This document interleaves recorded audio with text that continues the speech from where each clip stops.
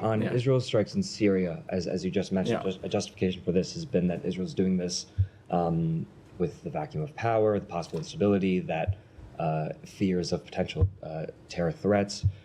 How does more bombing, especially one after the fall of Assad, and one that has bombing that registers, as Said says, on the Richter scale, contribute at all to stability or peace? So we have long said and long believed, first let's take a step back.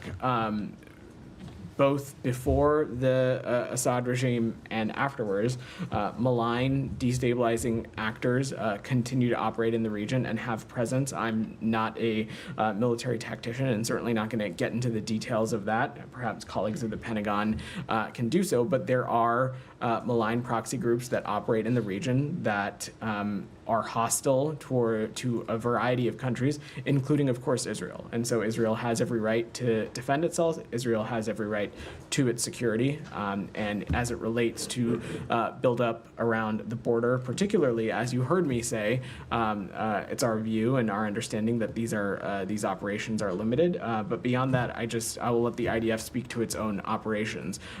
We are continuing to remain focused on doing everything we can to maintain stability across the region. We're in constant contact with relevant regional partners and others. We know that this is a shared priority for a number of us. And to clarify, in response to Said's question, he asked if this was an exercise of Israel defending itself, and you sort of deferred to that question. But here you said that Israel has the right to defend itself. It certainly has the right to defend itself broadly. I just don't have enough information as it relates to this particular incident to offer context on the operation, which again, not a spokesperson for the IDF, which I'm sure they'd be happy to answer your questions. Okay, and then you say that these attacks are temporary, and you refer to these groups. Do you know what Israel's strategic objective is with regards to these attacks? And I know that you've said you're not the spokesperson for them, but the U.S. is providing military aid to Israel, and so these questions do seem relevant.